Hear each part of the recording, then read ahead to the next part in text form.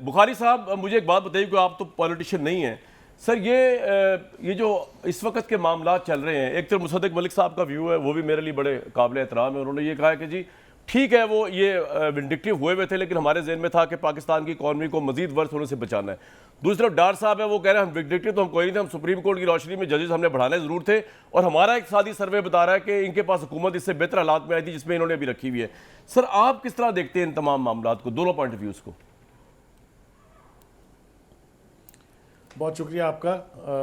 जो गुफ्तगू मैंने अब तक सुनी है उसके ऊपर तो मैं तबसरा करने की पोजीशन में नहीं हूँ, क्योंकि मैं सियासतदान नहीं हूँ, लेकिन थोड़ी सी ऑब्जर्वेशन मेरी हैं जो आपके साथ शेयर करता हूँ। सर देखिए, अगर तो ये तासुर देने की कोशिश की जाए कि पिछले 4 साल में ऑल वाज वेल, ना महंगाई थी, मुल्क तरक्की कर रहा था, एकदम ज़िंदगी जो है आवाम की बहुत आसान थी, तो ये प्रेमिसेस शायद आप मान लेंगे, लेकिन मेरे लिए थोड़ा सा ज़रा मुश्किल है। नहीं, मैं भी नहीं मान रहा इसको, मैं आपके साथ हूं है, इस पे जी, बिल्कुल। पिछले 3 साल से जी पिछले 3 साल से महंगाई का रोना अपने रूज में था। जो पूरी पीडीएम बनी थी उसकी तश्कील महंगाई पे हुई थी। उसके बाद जो लॉन्ग मार्च किए, चाहे वो जरदारी साहब, बिलावल जरदारी ने किए, चाहे वो मौलाना ने किए, वो महंगाई पर थे। तो all is well in the state of Denmark वाला कॉन्सेप्ट तो उस वक्त भी ठीक नहीं था। अब आ जाइए आज के ऊपर। देखिए, ये जो आज क्लेम कर रहे हैं, ख़ास तौर से बयान जो दस्तगीर साहब का है कि वो सबको डिस्क्वालीफाई करना चाहते थे, आप ज़रा इमरान खान साहब के बयानात पर जाइए। तसलसल से वो एक बात कह रहे थे, किसी को नहीं छोड़ूंगा, सबको जेलों में डालूंगा। आप मुझे बताइए वो कौन होते हैं ये कहने वाले? ये तो अदालतों ने फैसला करना है किसने जेल में जाना है, किसने नहीं जाना है, क्योंकि एक तरफ ये दावा था और दूसरी तरफ एक केस नैब में कभी साबित नहीं होके दिया, एक कौड़ी कभी रिकवर नहीं होके दी। और जो फैसले हुए, मैं आपको एक मिसाल देता हूँ, जो ये सादक और अमीन वाला फैसला था और डिस्क्वालिफिकेशन वाला फैसला था, उस पर अली अहमद कुर्द ने कहा मैं उस जज का दीदार करना चाहता हूँ जिसने ये फैसला लिखा है कि एक ऐसे यानी एलिमेंट पर सजा हुई है जो जिसकी प्रे ही नहीं है पिटीशन में, पनामा, यानी जो अकामा वाला इशू था। बिल्कुल सही। आप उस अकामा जी, आप उसके ऊपर नई पिटीशन ला के सजा दे देते, ठीक थी। मैं अभी डार साहब को ये बता रहा था प्रोग्राम से पहले, बिल्कुल सही कह रहे हैं और सही, बिल्कुल सही।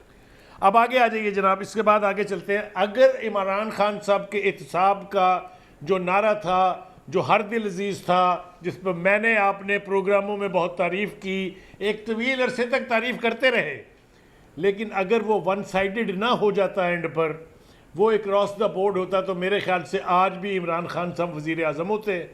लेकिन चूँकि इमरान खान साहब की छतरी के नीचे बैठे 65 नैबियों को किसी ने पूछा तक नहीं है, इसलिए इस एहतसाब का बैंड बज गया। असल बात यह है कि हमारी आला अदलिया ने भी बहुत कमालात दिखाए हैं, उसके ऊपर इस वक्त शायद मौका नहीं है बात करने का, लेकिन एक नैब का जिक्र मैं ज़रूर करना चाहता हूँ कि एक ऐसा अदारा जिसको एक फौजी डिक्टेटर ने सियासतदानों को फिक्स करने के लिए बनाया, दोनों जमातें उसके साथ लटकी हुई हैं आज तक। मुझे तो इनकी अकल का मातम करने को दिल चाहता है। पीएमएल पीपल्स पार्टी पीटीआई जी, पीटीआई ने तो खैर यूटिलाइज भी किया फुली जी, बिल्कुल ठीक। अब बताएं इसके आगे मैं क्या कहूँ। और बुखारी साहब मुझे एक बात बताइए कि आपके नज़दीक ये जो सब कुछ हुआ है, चले एक और डिफरेंट क्वेश्चन है, ये तो इस मुल्क में होता ही है ना, जो इमरान खान साहब इतना कॉन्स्पिरेसी का शोर उन्होंने मचा दिया और बहुत ज़्यादा उसको ऊपर तक ले गए हैं, ये तो इस मुल्क में होता ही है sir. Nawaz Sharif 2/3 prime minister, आप अभी खुद कह रहे हैं, और मैं भी डार, अपने भाई मेरे आए हुए थे, मेरे ऑफिस में आज आए हुए हैं, मैं आपको ये कह रहा था कि यार ये जो फैसला आया था पनामा, और उसमें पनामा के मेरिट के बजाय अकामा पे निकाल दिया, तो ये जुडिशरी का एक बदतरीन फैसला समझा जाता है बहुत से लोगों के नज़दीक। तो ये तो पहली दफ़ा तो नहीं हुआ इमरान खान को भी हटा दिया या हट गए या वोट ऑफ नो कॉन्फिडेंस हो गया, तो इतना प्रॉब्लम क्या हुआ है सर? अब की दफ़ा क्या इतना प्रॉब्लम हुआ है, इतना शोर मचा हुआ है सोशल मीडिया पे भी, और इमरान साहब की पार्टी भी बड़ी पुरजोश है कि जी हटा दिया और बैरूनी साजिश। बुखारी साहब, ये तो होता ही है इस मुल्क में।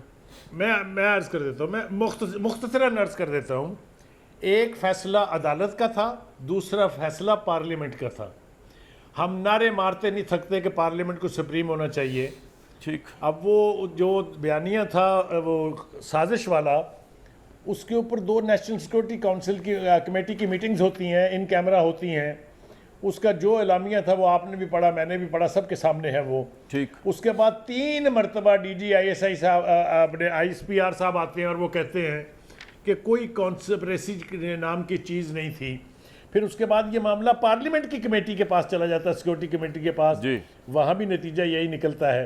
आप मुझे ये बताइए वो कौन सी साजिश है और उस साजिश का कौन सा फ़ायदा पहुंचा है पीएमएल की गवर्नमेंट को, मैं ये जानना चाहता हूँ। मैं बहुत यानी बेताब हूँ ये जानने के लिए कि उनके हुक्म पर इमरान खान को निकालने के बाद उनको कौन सा अमेरिका या आईएमएफ से क्या फायदा पहुंचा है, क्योंकि अगर ये उनकी गवर्नमेंट है तो बिल्कुल ये पॉइंट कह रहा हूँ जी, आईएमएफ में हमारी गर्दन फंसी हुई है।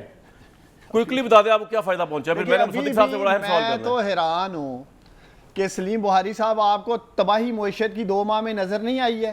30 रुपए यूएस डॉलर गिर चुका है, 2 माह में तबाही नहीं होती 5,500 पॉइंट से आपकी मईशत की तबाही 2 माह में नहीं होती है।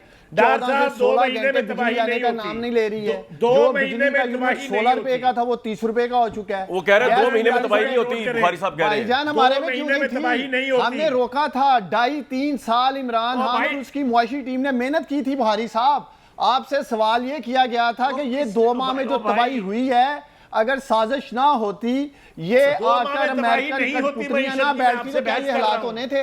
लेकिन अमेरिका ने डॉक्टर साहब कोई रिलीफ नहीं दिया इनकी गवर्नमेंट को, आईएमएफ ने कोई रिलीफ नहीं दिया। जो लेना था रिलीफ अमेरिकन ने ले लिया। वो क्या है? मेरा सवाल ये देखो, इन्होंने कर दिया, को हटा दिया।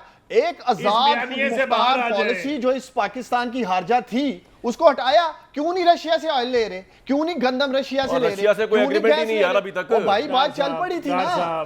तो दूसरा मेरे एक बात पूछ ले डॉक्टर साहब से, मेरे पहले बुखारी साहब की बात सुन, एक मिनट जी। बुखारी साहब बोले।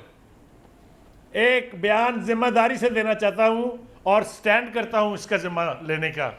जिस रशिया का गाना इमरान खान साहब और उनके साथी गा रहे हैं, उनको 1.5 साल पहले हमने टैंकों की और मिसाइल्स की कीमत अदा की। उन्होंने वो ये कह के नहीं दिए कि चूंकि हिंदुस्तान हमारा एलाई है इसलिए हम आपको ये चीजें सुन ले। नहीं दे सकते। Check it on the record. सुन ले, न्यूज़ दी है उन्होंने ये। रशियन एम्बेसडर का बयान भी सुन सर ले। वो कह रहे कोई एग्रीमेंट नहीं हुआ और हम हर गवर्नमेंट से करने को तैयार है। बातचीत हुई, लेटर आपको पब्लिक किया है, सारा कुछ हो डॉक्टर चुका साहब बातचीत हुई थी ना, इमरान साहब तो कह रहे मुआहदा हो गया था।